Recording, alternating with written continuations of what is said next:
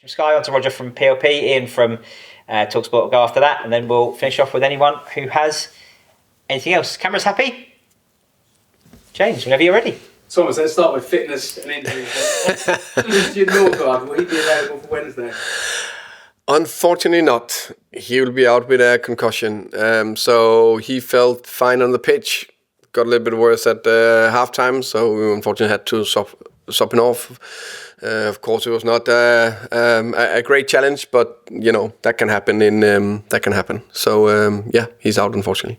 You're still missing a number of key players. Anyone close to coming into contention for Wednesday? No, none of the same squad except Christian for tomorrow. Brilliant run of form away from home. I guess the focus now turns to improving your fortunes here in West London. Yeah, if we can get the home form from the beginning of the season, it would be great. But why not? I think actually we consistently perform well at home. Yet I know we haven't won in whatever the last games, but good performances. I think again it was a good performance against Tottenham. Just couldn't score.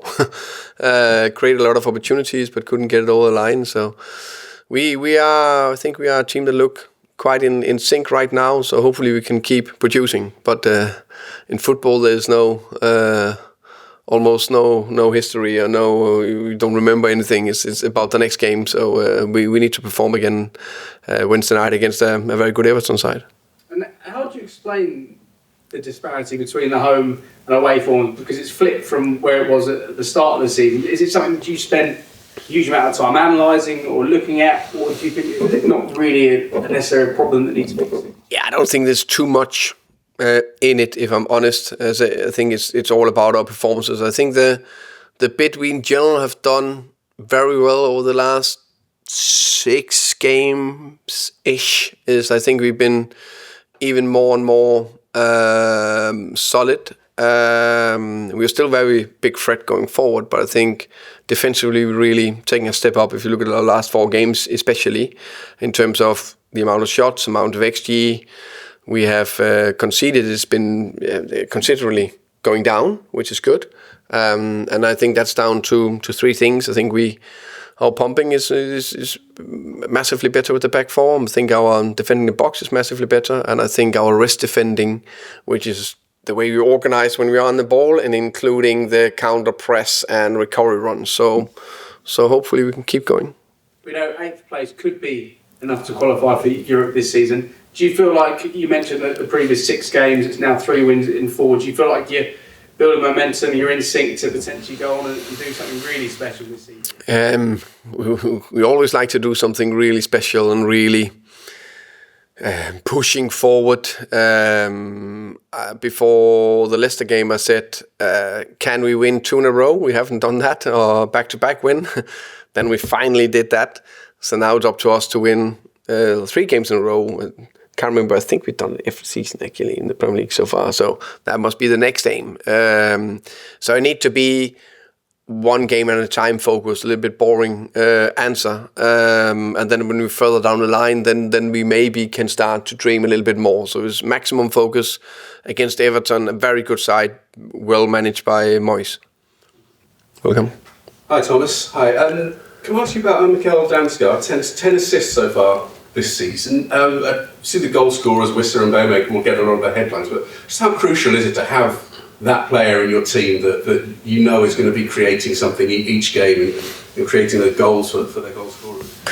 I think he's changed our team this season, if I'm honest. I think the 10 assists are extremely good, but I think there's so many, dangerous passes where he plays through lines, or he get out of situations, or you're going 1v1, or he's playing forward. All the bits you don't see is not necessarily a big chance, but he's just getting us out with that perfect weighted pass into feet or in the space. So now he's on fire, and it's really nice to watch him play. And he's in probably his best form, and you've got the likes of Wissa and Mbeumo also in fantastic form. Is it just coincidence that they're hitting form at the right time? Is it something you're doing on the training field? Is it that they all sort of vibe off each other when one's playing well? I think it's all down to me, of course. So no, no, it's great work from the coaching staff and from mainly the players. I think when a team of players are performing at a high level, I think it's a synergy between coaches, players, but especially players and their relationship. And the more they talk, the better they interact on and off the pitch, the better they can perform. And right now, our front four are in form. They learn each other better and better. They understand when one comes short, the other one going behind. If they move like this, okay, they wanting to feed, all that. And then I think it's a very good combination of the front four we got. Is 4 different types, so they interact really well. Looking ahead to Everton, drew with them earlier in the season. They've obviously changed a lot, including the manager since then. What do you see as different about the way they're approaching games at the moment compared to how they were? There's 2 managers I know well and I respect a lot. I think Sean Dyche have done a very good job at Everton. Maybe in the end, maybe there was a little bit running out of energy. Maybe, I don't know. I don't know from the inside. And then what happens sometimes, another good manager, head coach in Moyes coming in with fresh eyes, new energy. In terms of style, I don't think it's changed too much, if I'm honest. Small tweaks, small details. I think the main reason is maybe a little bit change of personnel. It seems like O'Brien is playing the right back right now. Lindstrom is playing more regularly as a right winger. Ghana is playing in the midfield. I think he's done brilliantly, by the way. I think it's been really, really good for them. And I think Beto up front. So maybe it's a little bit change the personnel. Maybe it's a few tweaks. Maybe it's a few coaching point to the specific players. Just finally from me, there's a picture on the social media of Johan and yourself.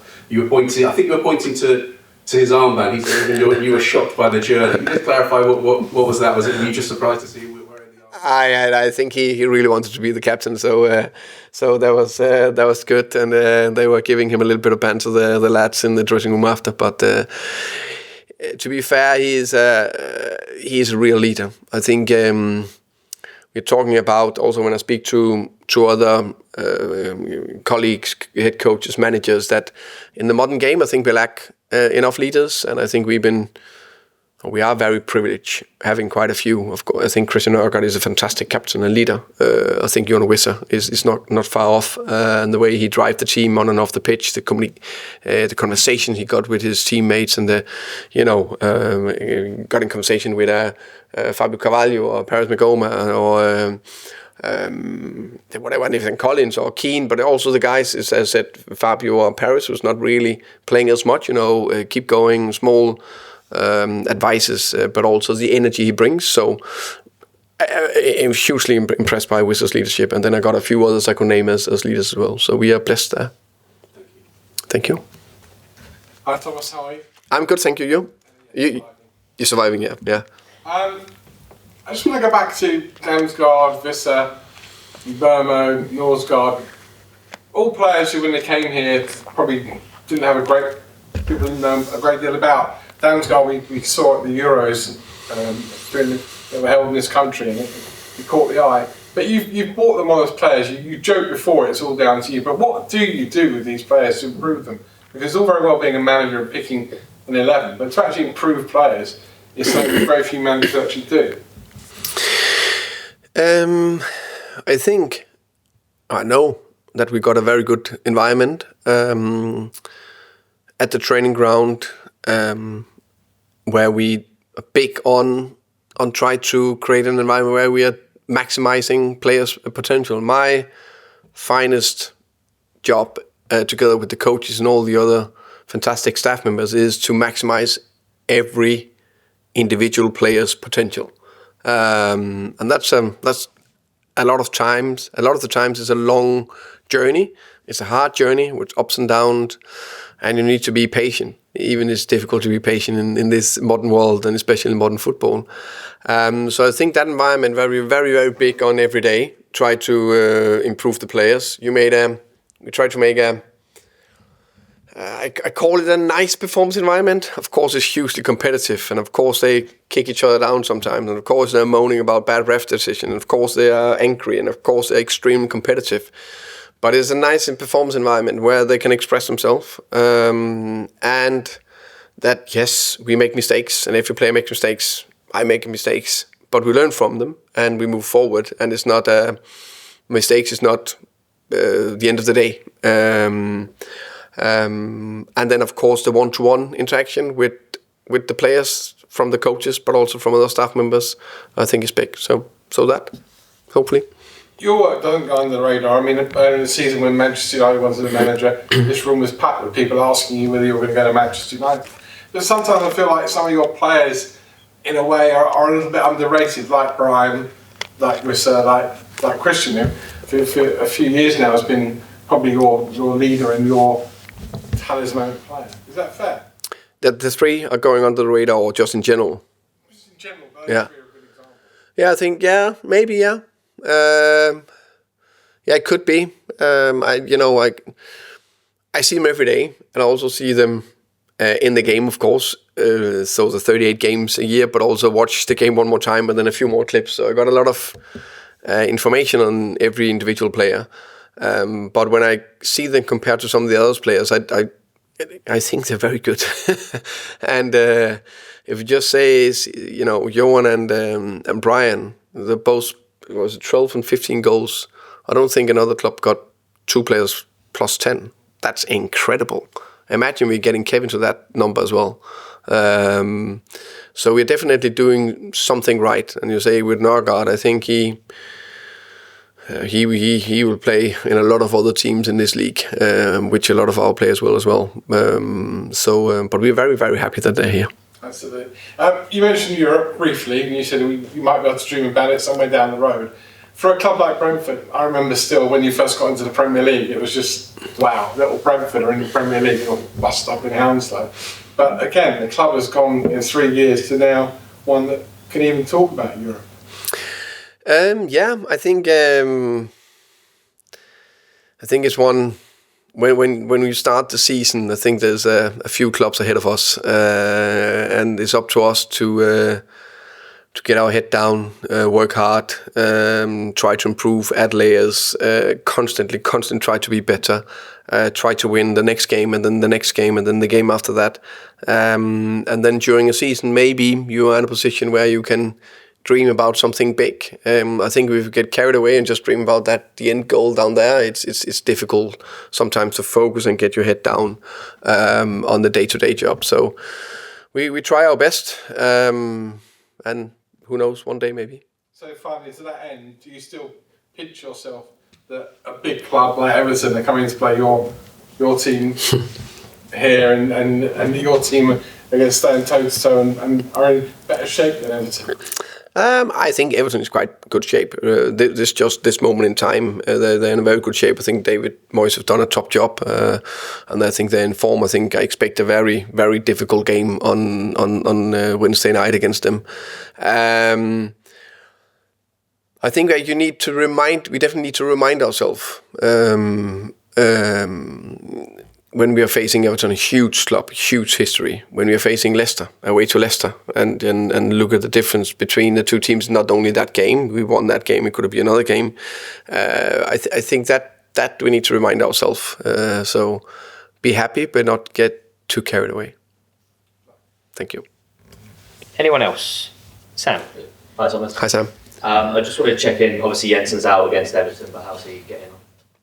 He's getting. It's progressing fine. It's just it's a small injury. It's just too short turnaround. And then the game against Leicester is a fantastic performance, and you noted in your post-match comments about the defence and how impressive they were. I just wanted to touch on Nathan Collins because when I was watching the game, he really stood out to me, especially when he was sort of stepping into midfield. I wondered what you made of his performance. In the Leicester game. Yeah. Again, good, solid. I think he has have had a very good season, and I think it's it's a good reminder to me and everyone that last season I think still he had a fairly good season, but that consistently playing week in, week out, developing, adding layers to his own game and own level and performances. So I like the way he defended. I think he's been good at defending the box. I think been good now, even more of the pumping, and I think it's always been one of his strengths. His abilities on the ball, and that's everything from carrying the ball forward to stand at it, know when to stand at it and be composed, and drawing the strikers or finding right passes and stuff like that. So, but I'm pleased with his performance. And then in October against Wolves, he said to me that he was a 5 out of 10 for leadership. I'm wondering sort of however many months. Did I say 5 out of 10? He said 5 out of 10. Yeah. Probably have it on record, but okay, yeah. He's going towards 6. I think he's growing. No doubt about that. Also in training and games and in communicating. So I like that. So now it's just a consistency to do it day in, day out. And then how pleased were you with Fabio Carvalho to get that goal off the bench? Very, very pleased. Very happy. I'm actually maybe even more pleased to see how his teammates and the staff celebrate the goal on the bench.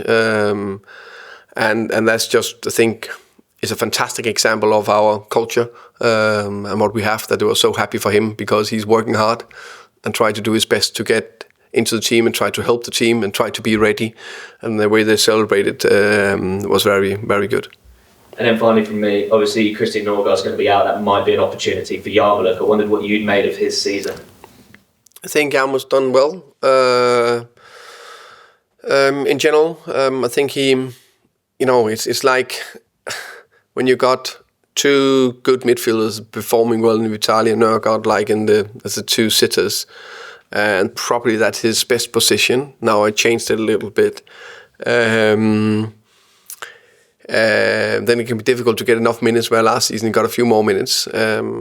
But in general, I think he may more or less come on the pitch a lot of times. And as I said early in the season, the game against Newcastle was a big step in the right direction. I think the 45 minutes against Leicester was another good step. So I think he's progressing. Perfect, thank you very much. Welcome. Do the gents here and then Ruben at the end. Hi. You mentioned you got back-to-back wins for the first time this season. There's also back-to-back clean sheets after that game. You get to keep a clean sheet at home, so how important is it to build on this defensive? We haven't had a clean sheet at home all season. In the league? Huh? No. That's about time. Let's do that Wednesday then. Yeah, that'll be great. It links perfect to the answer I had a little bit earlier, that I think the last 4 games we've been looking really good defensively for various reasons. But we need to keep it up. Everton looked really a threat going forward the last couple of games, so that'll be a good challenge. The way they put crosses in the box, the physicality they come with, and their threat on set pieces as well. So we need to be on it, but hopefully we can perform well defensively and offensively. And finally, you mentioned Mbeumo and Wissa, very impressive. We've got a goal this season. How motivated are they by this kind of personal milestones, like beating the goal tally last year? Is this something you bring up with the whole squad? No, actually not. So the number of goals we scored last season, or they? Records.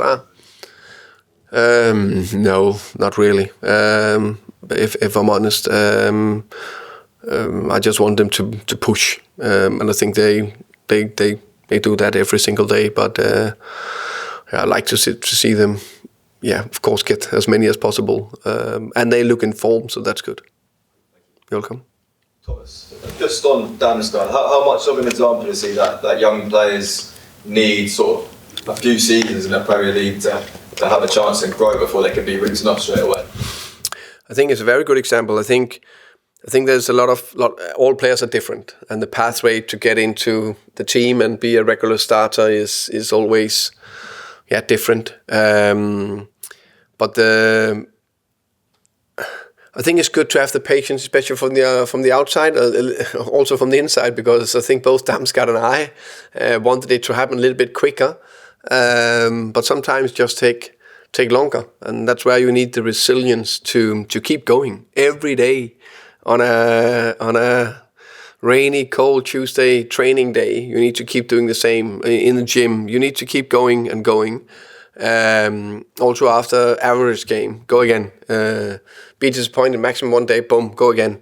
And we need to see the positive in their performance, because there's always something positive instead of the negative, and that sometimes is difficult. But he is in a good place now, and I'm very, very pleased with that. How much have you seen that sort of determination in his character over the last few seasons? I think it's been good, and I think it's become better and better. And I think the first year was all about getting up to pace and train with that intensity on a consistent level. Not that he didn't want to train, but just to keep pushing, and he was pushing. And I felt that last season he got a little bit more the knife between his teeth in terms of mentality, in terms of pushing in, and then unfortunately had an injury and all that. But that's been good. Welcome. Thank you very much, everyone. We'll leave it there. Thank you.